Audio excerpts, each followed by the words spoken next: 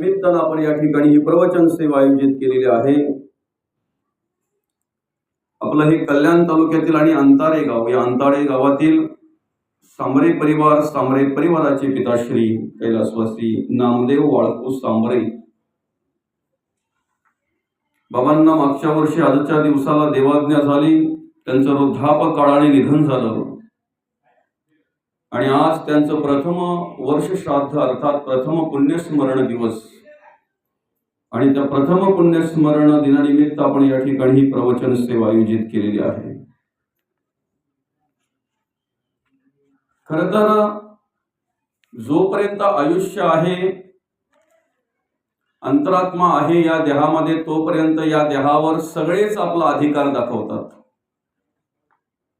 सगळ्यांनाच आपला हा देह हवा असा वाटतो. ओळख करून देताना सगळे माझा म्हणून ओळख करून देतात, माझे म्हणून ओळख करून देतात. कुठपर्यंत? जोपर्यंत या देहामध्ये शक्ती आहे, अंतरात्मा आहे, जोपर्यंत या देहामध्ये अर्थात देहाचं आयुष्य आहे, तोपर्यंत हा देह सर्वांना हवाहवासा असतो, हवाहवासा वाटतो. बघा ना, घरामध्ये कार्य करत असताना मुलं ओळख करून देताना ओळख करून देतात काय? माझे बाबा आहेत, माझे पप्पा आहेत, माझे वडील आहेत. बाई ओळख करून देताना काय म्हणते? माझे पती आहेत, माझा नवरा आहे. आई ओळख करून देताना म्हणते माझा मुलगा आहे. बापही स्वाभिमानाने सांगतो माझा मुलगा आहे. भाऊ सांगतो माझा भाऊ आहे. बहिणी सांगते माझा भाऊ आहे. भाचा बोलतो माझा मामा आहे. पुतण्या बोलतो माझा काका आहे. अनेक नाते असतात. मित्र म्हणतात माझा मित्र आहे. सोयरे म्हणतात आमचा सोयरा आहे तो. बरं का, नातेवाईक आहे, नातलग आहे आमचा तो. अनेक या ठिकाणी या देहावर हक्क दाखवत असतात, माझं माझं म्हणत असतात. बरं का, पण आम्ही मनापासून अंतःकरणपूर्वक जर विचार केला, जोपर्यंत ह्या सगळ्यांच्या मनासारखं वागतोय, जगतोय, तोपर्यंत हे माझं म्हणतात. काय? मनाविरुद्ध ज्या दिवशी वागायला सुरुवात होते ना, त्या दिवशी बहीण पण म्हणते माझा नाही तो भाऊ. भाऊही म्हणतो माझा नाही तो भाऊ. बाप सुद्धा ओळख करून देताना कधीतरी म्हणतोय कसा जन्माला आला काय माहिती, सांगायला मुलगा म्हणून लाज वाटते मनाविरुद्ध झाल्यानंतर. बरं का, सगळे हक्क गाजवतायत, सगळे हक्क दाखवित आहेत या देहावर. मला सांगा, हा देह कोणाचा आहे? आपण प्रत्येकाने आपल्या मनाला विचारा, स्वतःला विचारा. हे सगळे जे हक्क दाखवत आहेत आपल्या या देहावर, हा देह नक्की आहे कोणाचा? त्यांच्या मनासारखं होतंय तोपर्यंत त्यांचा आहे. ज्यांच्या आशा अपेक्षा पूर्ण होतात तोपर्यंत त्यांचा आहे. बरं का, मनाविरुद्ध झालं की तीच माणसं दूर झाली जातात. तेच सोयरे म्हणतात. कसा संबंध जोडला काय माहिती त्या ठिकाणी. बरं का, तेच मित्र म्हणतात. कशी मैत्री केली त्याच्याशी काही कळत नाही. बरं का, मग स्वतःच्या मनाला विचारा. आपण आपला स्वतःचा जो देह आपला म्हणतोय, इतरांचा जाऊ द्या, हा देह माझा म्हणतोय, हे शरीर माझं म्हणतोय, या बोलण्यात तरी सत्यता आहे का? माझं शरीर आहे, माझा देह आहे का बरं सत्यता? माझा आहे देह, आपला आहे देह, शरीर आपला आहे. माझं असतं तर केस पिकायला नको आहेत, माझं असतं तर दात पडायला नको आहेत, माझं असतं तर हातपाय दुखायला नको आहेत. इथे बसलेल्यांपैकी म्हातारा व्हावंसं कोणाला वाटतंय बरं? नाही वाटत ना, पण होणार ना. काय वाटत जरी नसलं तरी होणारच आहे. मग आपलं आहे तर नाही व्हायला पाहिजे ना, शरीर आपलं आहे तर नाही व्हायला पाहिजे. पण आपोआप अवस्था बदलली जाते, आपोआप अवस्था बदलली जाते. बरं का, म्हणून जोपर्यंत हा देह आहे त्याला आयुष्य आहे. जोपर्यंत आयुष्य आहे या देहामध्ये, बोलतय, चालतंय, सर्व काही क्रिया करते, सर्व काही कार्य करतंय, तोपर्यंत सगळ्यांचा आहे. तोपर्यंत सगळे हक्क दाखवत असतात, हक्क गाजवत असतात. बरं का? एकदा अंतरात्मा निघून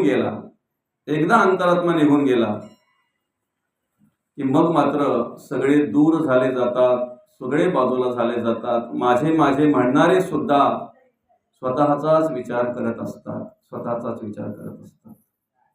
बरं का? आणि म्हणून मग आम्ही काय केलं पाहिजे? भगवंताने जो देह आम्हाला दिलेला आहे,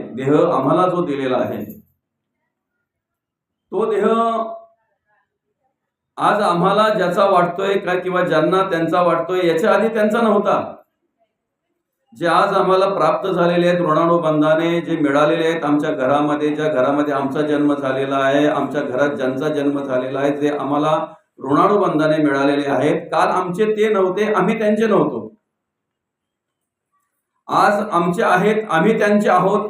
हे सत्य की भ्रम, याचा निवाडा आम्ही घ्यायचा, याचा विचार आम्ही करायचा. आणि उद्या मरणोत्तरच्या प्रवासामध्ये ज्यांना आम्ही आमचे समजतोय ना, त्यापैकी एकही नसेल, एकही नाही. मरणोत्तरच्या प्रवासामध्ये ज्याला आम्ही आमचं समजतोय, व्यक्ती काय, वस्तू नाही, घर नाही, दार नाही, साधन संपत्ती, पैसा, अडका, पद, प्रतिष्ठा, काही नाही. आता तुम्हाला ओळखत असतील, तुम्ही अमुक अमुक आपल्या आपल्या गावचे अमुक अमुक आहात म्हणून. पाटील, सरपंच, उपसरपंच, सदस्य, आमदार, खासदार, मंत्री, अमुक मंडळाचे अध्यक्ष, तमुक संस्थेचे अध्यक्ष, अमुक संस्थेचे चेअरमन, तमुक संस्थेचे उपचेअरमन, जे काय असेल ते. आता ह्या सगळ्या पदाने तुम्ही ओळखले जातात. मरणोत्तरच्या प्रवासामध्ये याच्यापैकी काही नाही, काहीही नाही. मग तिथे ओळख काय असणार आहे आपली? आयुष्यात केलेली कर्म आणि आयुष्यात केलेला धर्म, ही ओळख आपली असणार आहे. आयुष्य जगत असताना, आयुष्याचा मार्गक्रमण करत असताना जी आम्ही कर्म करतोय, ही ओळख आमची असणार आहे. नंतर तुम्हाला काय, कुठल्या दृष्टीने ओळखणार आहात, कुठल्या दृष्टीने ओळख दाखवणार आहात तुम्ही तिथे सांगून चालेल का मृत्यूला, यमाला, यमदूतांना, जे कोणी असतील त्यांना, मी आमच्या गावाचा अमुक अमुक होतो, आमच्या एरियाचा अमुक अमुक होतो, मी आमच्या तालुक्याचा, आमच्या संस्थेचा, आमच्या जिल्ह्याचा अमुक अमुक होतो? तिथे ते नाही. ते सगळं काही करत असताना काय कर्म केली, काय कार्य केलं, कशा प्रकारे जगलो, वागलो, आणि काय धर्म केला, हे त्या ठिकाणी विचारलं जातं. याची विचारणा त्या ठिकाणी झाली जाते आणि तेच त्या ठिकाणी पाहिलं जात आहे. आता महत्वाचा विषय असा आहे, भगवंताने नरदेह दिलेला आहे, पांडुरंग परमात्म्याच्या कृपेने नरदेह मिळालेला आहे आपल्याला. बरोबर आहे की नाही? तो जर नको त्या व्यसनाधीन असेल, नको त्या वासनेअधीन, नको त्या विषयाधीन जर असेल, तर जो विषय तुमच्याकडे घर करतोय, ज्या विषयाधीन तुम्ही असाल, त्याचप्रमाणे आपल्याकडची कर्म पाहायला मिळतात. माणसं अनेक आहेत, अनेक विचाराची माणसं आहेत. सगळ्यांचे विचार सारखे आहेत का बरं? सगळ्यांची आवड सारखी आहे का? सगळ्यांची आवड सारखी आहे? आज आपण या ठिकाणी पुण्यस्मरण दिनानिमित्त आलेलो आहोत. स्वामरे बाबांचं पुण्यस्मरण आहे, वर्षश्राद्ध आहे. बरं का? भोजनाची व्यवस्था केली असेल, जेवण बनवलं असेल, अन्नदान घडावं म्हणून. बरं का? काय भाज्या केल्यात बरं? सांगायला काय हरकत नाही. भाजी काय बनवले बरं?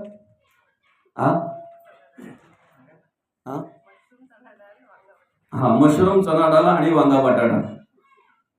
इथे बसलेल्यांना सगळ्यांनाच आवडते का?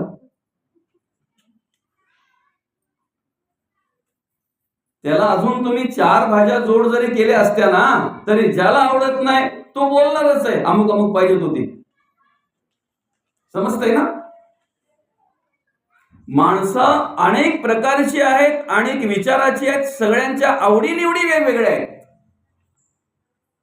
तुम्ही कोणाच्या अधीन आहात ना, त्याप्रमाणे तुमची आवड असणार आहे. कामाच्या अधीन आहात, क्रोधाच्या अधीन आहात, लोभाच्या, मत्सराच्या, तिरस्काराच्या, दंभाच्या, अभिमानाच्या, कोणाच्या अधीन आहात तुम्ही, त्याप्रमाणे तुमची आवड असणार आहे. ती तुम्ही जगात शोधता जे तुम्हाला आवडतंय ते. बरोबर आहे की नाही? आता वास्तविक आपला हा रोड आहे बदलापूर आणि रायता, बरं का. ह्या रोडला जर समजा एखाद्या वेळेला कलिंगडाची ट्रक पलटी झाली, जर आपल्याला माहिती झालं मांजरलीवर कलिंगडाची ट्रक पलटी झाली बाबा मांजरलीवर, तिथे रोडला, माणसाच्या मनामध्ये काय विचार येईल बरं? किती लागलाय त्या ड्रायव्हरला, त्या मालकाचं किती नुकसान झालंय, ह्यापेक्षा आम्हाला किती आणता येतील, तोच विचार करतात ना माणूस. आज आपण जर पाहिलं तर मोठमोठ्या हायवेच्या बाजूला ज्या वेळेला फ्लावरची, भाजीपाल्याची ट्रक पलटी होते, त्यावेळेला त्या शेतकऱ्याचं किती नुकसान झालं, ड्रायव्हरचं काही लागलंय का, त्या गाडीचं किती नुकसान झालंय, अजून कोणाचं काही लागलं का, याचा विचार करण्याऐवजी आम्हाला 10-12 दिवसाचा भाजीपाला एकदाच आणता येतो का. अहो, मी आता मागे सोशल मीडियाला एक व्हिडिओ बघितली. मद्यपान अर्थात दारूच्या बाटल्या नेणारी ट्रक पलटी झाली हायवेच्या बाजूला, तिथं बाया पण दारूच्या बाटल्या सोडायला. आता ज्याची ती ट्रक पलटी झाली त्या ड्रायव्हरने काही केलं नाही, फक्त एक व्हिडिओ बनवली. कारण सहकार्य करणारे कोणच नव्हते, पुरुष तर होतेच होते, पोरं, लहान पोरं. आता ह्या अशी पोरं लहान 10-10, 12-12 वर्षाची पोरं, ते काय करणार आहे? पप्पांची व्यवस्था. महिलांना काय करायचंय? आमच्या ह्यांची व्यवस्था. पण त्याच्या पुढे ती न्यूज अशी होती की जेवढे त्या व्हिडिओमध्ये मुलं, महिला, पुरुष दिसतात ना, तेवढ्या सगळ्यांच्या घरी पोलीस जाऊन सगळ्यांनी जेवढी नेली होती तेवढी वसूल केली तक्रारीनंतर. आता त्या महिलांच्या घरी पोलीस गेल्यानंतर कमीपणा का ती खाली मान घालावी लागली असेल ना, गुपचूप आणले असतील, त्या काढून द्याव्या लागल्या असतील ना. समजतंय ना? माणसाच्या वाट्याला काही येत नाही. तुम्ही ज्या विषयाधीन आहात ना, ज्या विचाराधीन आहात ना, त्याप्रमाणे तुम्ही जगाकडे पाहता. त्या प्रकारची अपेक्षा तुम्ही जगाकडून करता. महाराजांकडून सुद्धा तुम्हाला तीच अपेक्षा असते. काहींना जर मनोरंजन आवडत असेल ना, महाराजांनी खूप हसवलं पाहिजे.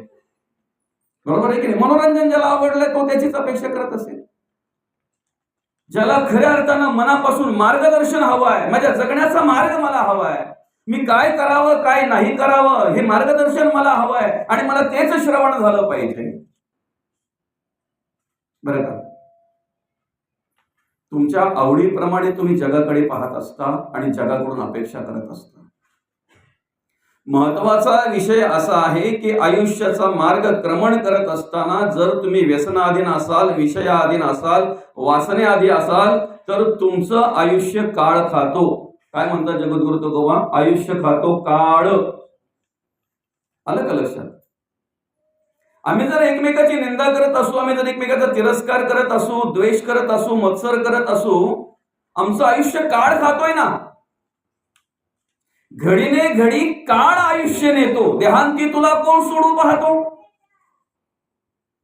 घडीने घडी आमचा काळ आयुष्य नेतो, देहांताच्या वेळेला आम्हाला कोण सोडवणार आहे.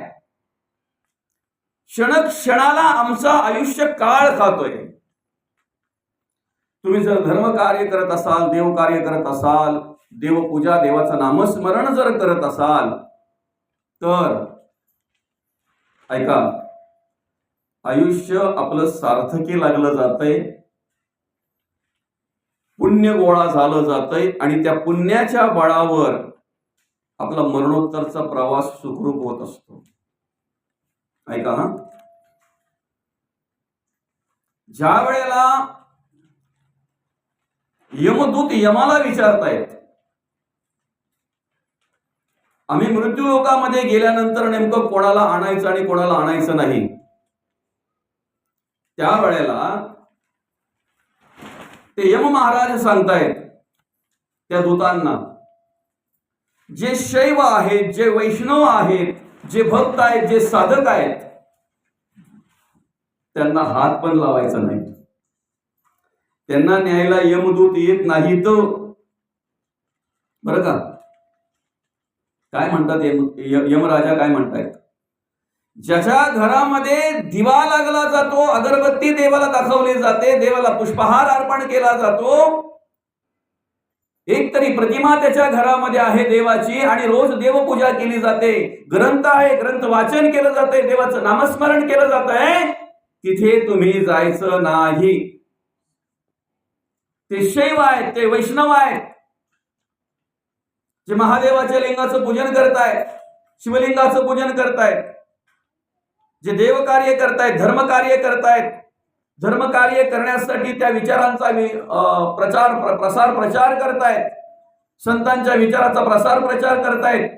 ज्या ठिकाणी प्रवचन चालू आहे, कीर्तन चालू आहे, धर्म कार्य चालू आहे, हरिनाम सोहळा चालू आहे, त्या ठिकाणी तुम्ही जायचं नाही. कोणाला सांगितलंय? यमदूतांना. कोण सांगतोय? यम महाराज. अशा अनेक अनेक गोष्टी सांगितलेल्या आहेत त्यांनी. बरं का? जो आपल्या घरी एकनिष्ठ आहे, आपल्या पतीशी, आपल्या पत्नीशी जी जो एकनिष्ठ आहे, आपल्या पतीशी जी बाई एकनिष्ठ आहे, तिथे तुम्ही जायचं नाही. स्त्रियांचे प्रकार सांगत असताना अनेक प्रकार आहेत स्त्रियांच्या वागण्याचं, जगण्याचं. त्याच्यामध्ये मुख्य 4 प्रकार सांगितलेले आहेत. मुख्य 4 प्रकार. एक अतिउत्तम, बरं का? एक उत्तम, एक मध्यम आणि एक कनिष्ठ. देवाच्या कृपेने जो आपल्याला पती म्हणून मिळालेला आहे, ज्या ठिकाणी आपण लक्ष्मीच्या रूपाने मापटं ओलांडून ज्या घरामध्ये प्रवेश केलेला आहे, त्या घराला घरपण देण्याचं काम जी महिला करते, त्या घरात जे मिळालंय त्यात समाधान मानून तीच श्रीमंती समजते. बाकी कोणी साधू आला, कोणी काय आला, गरज नाही. माझा नवराच माझ्यासाठी साधू आहे, माझा नवराच माझ्यासाठी गुरु आहे, माझा नवराच माझ्यासाठी संत आहे, आणि माझा नवराच पती हा परमेश्वर आहे. अतिउत्तम म्हटलेला आहे. काय म्हटलेलं आहे? अतिउत्तम. बाकी रस्त्यावर पावले येणारे, आम्हाला दारातूनच आमचं भविष्य सांगणारे, बऱ्याचशा काही गोष्टी सांगणारे, त्यांचे पाय आम्ही धरतो. काही तर सोडत पण नाही पाय धरल्यानंतर. त्यांच्या पाया पडतो आम्ही. बरं का? एका बाईच्या लग्नाला 10 वर्ष झालेली, तिला एका भावजींनी सांगितलं, बरं का, की वहिनी, तुला आतापर्यंत मी कधी बोललो नव्हतो, पण आज तुला सांगतो. तुला माहिती आहे का? आहे नाही माहिती ते मला काही माहिती नाही, कदाचित तू पण बघितलं असशील, पण तुला माहिती आहे का, दादाच्या डाव्या पायाला 6 बोट आहेत. अहो, विश्वास बसला ना? 10 वर्ष लग्नाला झालेली. पहिले बोलले नाही हो भाऊजी, वहिनी तुझ्याशी खोटं बोलेन का मी? शेवटी असतील बोलली ना. असतील बोलल्यानंतर तो हसायला लागला. असतील बोलल्यानंतर तो हसायला लागला. तो हसायला लागल्यानंतर ती वहिनी विचारते, का हो हसता? तेव्हा त्याने सांगितलं, दादाच्या किती वेळा तू पाया पडलीस हे मला पाहायचं होतं. काय? आज गुरुपौर्णिमा आहे. गुरुपौर्णिमा आहे आज, नाही? 10 वर्षात जर तुम्हाला माहिती नसेल, बाकीचं काही सांगायची गरज नाही ना. काय? अतिउत्तम कोण? जी पती हा परमेश्वर मानून सर्वस्व अर्पण करते त्या ठिकाणी, बरं का, त्याच्या सुखामध्ये सुख, त्याच्या दुःखामध्ये दुःख. बाकी तेवढंच पतीला पण मानते, साधू संतांना पण तेवढंच. उपवास, नवस, सायास सगळं आपलं चालू आहे. आलं का लक्षात? उत्तम, अतिउत्तम, उत्तम. आणि जिथे आले ज्या घरामध्ये, त्या घरामध्ये राहायचं म्हणून राहायचं, जे मिळालं त्या पद्धतीने सगळं काही कार्य करायचं. आलं का लक्षात? ना देव ना धर्म, जे आहे त्यात आपलं समाधान मानून जसं मिळेल तसं दिवस काढायचे, एक दिवस मृत्यूला निघून जायचं, मध्यम, इकडे पण नाही आणि तिकडे पण नाही, म्हणजे चांगलंही करत नाही आणि वाईटही करत नाही. आणि चौथा प्रकार आहे अधम. नाही बोललेलं बरं. काय तिथे यम सांगतायत, तुम्ही कोणाकडे जायचं नाही जिथे पतिव्रता आहे, जिथे पती एकनिष्ठ आहे, त्या घरामध्ये दोघांचा कुठल्याही प्रकारे वाद नाही, विवाद नाही, अतिशय चांगल्या प्रकारे सर्व काही धर्मकार्य चालू आहे. भुकेल्याची भूक जाणली जाते, तहानल्याची तहान जाणली जाते. ज्या घरातून धर्म घडला जातो, दान पुण्य घडलं जातंय, त्या घरातही तुम्ही जायचं नाही. कोण? यमराजा म्हणतायत दूतांना. ज्या ठिकाणी साधू संतांची सेवा केली जाते, सत्पुरुषांची सेवा केली जाते, अतिथी देवो भव, पाहुण्याचा आदर सत्कार केला जातो, पाहुणचार केला जातो, मत्सर तिरस्कार अजिबात ज्या घरामध्ये नाही, निंदा अजिबात ज्या घरामध्ये नाही, नम्रतेने ज्या ठिकाणी कार्य घडलं जात आहे त्या ठिकाणी तुम्ही जायचं नाही. बरं का? आता हे बरंच सांगितलंय त्याने अनेक. आता तेवढं जर सांगायला गेलं तर मला तरी वाटतं एक तास त्याच्यातच जाईल. बरं का? मग त्याच्यानंतर एवढं सगळं सांगितल्यानंतर त्या यमदूतांनी यमाला विचारलं, ठीक आहे महाराज, म्हणे कुठे जायचं नाही ते तुम्ही सांगितलं, पण मग जायचं कुठे, कोणाकडे जायचं? मग तिथे अनेक गोष्टी सांगितल्या. त्यापैकी पहिली गोष्ट आहे, जो माणूस घरामध्ये अधिक लक्ष न देता स्वतःकडे बाहेर अधिक लक्ष देतो, त्याला काय म्हणतात माहितीये का? घरामध्ये पोरांना काय मिळतंय, बाईला काय मिळतंय, घरातल्यांना काय मिळतंय नाही मिळतंय त्याच्याशी गरज नाही. बाहेर जाऊन चांगलं चुंगलं हॉटेलला जाऊन खायचं, आपली आपण मजा करून घ्यायची, घरातल्यांचा विचार करायचा नाही. यम म्हणतो त्याच्या मानगुटीला धरून घेऊन या. मद्यपान करणारे, अधर्म करणारे, अनितीने वागणारे, अनितीने जगणारे, दुसऱ्याच्या महिलेकडे वाईट नजरेने पाहणारे, दुसऱ्याच्या धनीची अपेक्षा करणारे, दुसऱ्याला त्रास देणारे, दुसऱ्याला पीडा देणारे, मत्सर तिरस्कार करणारे, अभिमानातून वागणारे, जे कोणाचंच काहीच ऐकत नाही, ना धर्म ना नीती ना दान, त्यांच्या मानगुटीला धरून आणायचं आहे. नाही आले तर बांधून आणायचे, धरून बांधून मारत सोडत घेऊन यायचंय त्यांना. यम म्हणतोय दूतांना. बरं का? मग कोणाकोणाला आणायचं आहे, कोणाकोणाच्या ठिकाणी जायचं आहे, ते सुद्धा त्यांनी अनेक प्रकारे वेगवेगळ्या प्रकारे त्या ठिकाणी वर्णन केलेलं आहे. ज्या ठिकाणी आई वडिलांची सेवा केली जात नाही, ज्या ठिकाणी साधू संतांना मान दिला जात नाही, अर्थात त्यांची सेवा केली जात नाही, धर्म घडला जात नाही, पाहुण्याचा अवहेर केला जातो. बरं का? बाई एकनिष्ठ नाही, पती एकनिष्ठ नाही, दोघांचा आपल्या संसारामध्ये अधिक करून लक्ष नाही. बरं का? मुलांवर संस्कार नाही. अशा बऱ्याचशा गोष्टी त्या ठिकाणी वर्णन केलेल्या आहेत. कुठल्याही प्रकारे धर्म कार्याला पंगत देत नाही, धर्म कार्याला विरोध करतात, सहकार्य करत नाहीत, संतांची निंदा करतात, साधूची निंदा करतात, स्वतः धर्मकार्य करत नाहीत आणि धर्मकार्य करणाऱ्यांच्या तंगड्या खेचतायत, त्यांचा अपप्रचार करतायत. अशा अनेक गोष्टी त्यांनी सांगितलेल्या आहेत त्या ठिकाणी. आणि मग त्यांना धरून आणायचंय, बांधून आणायचंय, त्यांना सोडू नका, त्यांना सोडू नका.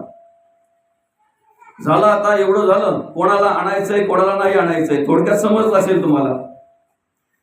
बरं, मग यमदूत यमाला विचारतायत, जर आम्ही मृत्यू लोकात गेलो तर राहायचं कुठे? हा पण प्रश्नच आहे ना. मृत्यू लोकात जर आम्ही गेलो तर राहायचं कुठे? कदाचित तुम्हाला थोडं वाईट वाटेल, पण तसं काही वाटून देऊ नका. तुम्ही सगळ्या आई बहिणीसारख्या आहात माझ्या.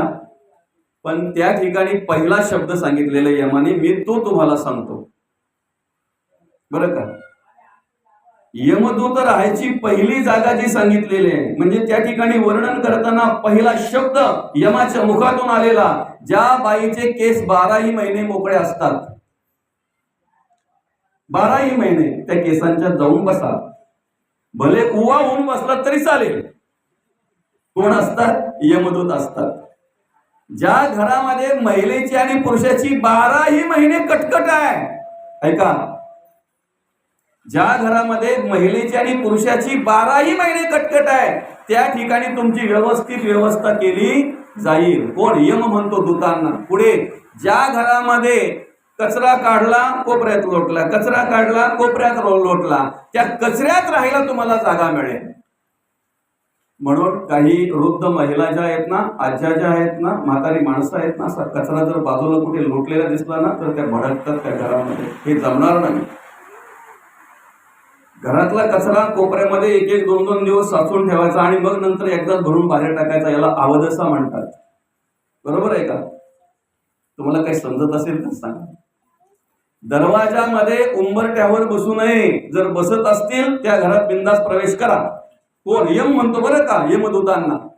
जी बाई सुपाला लात मारते, जी बाई उखळाला लात मारते, जी बाई पाट्याला लात मारते, जी बाई भरल्या भांड्याला लात मारते, ज्या घरामध्ये जेवणाच्या वेळेला ताट भिरकवला जातंय आवडत नाही म्हणून, त्या घरामध्ये प्रवेश करा. त्या घरामध्ये तुम्हाला राहायला जागा मिळेल. आणि विशेष ज्या गावात मंदिर नाही, ज्या गावात धर्मकार्य करणारी माणसं नाही, ज्या गावामध्ये देव कार्य करणारी माणसं नाही, तिथे तर तुमची चंगलच आहे असं यमाने सांगितलं.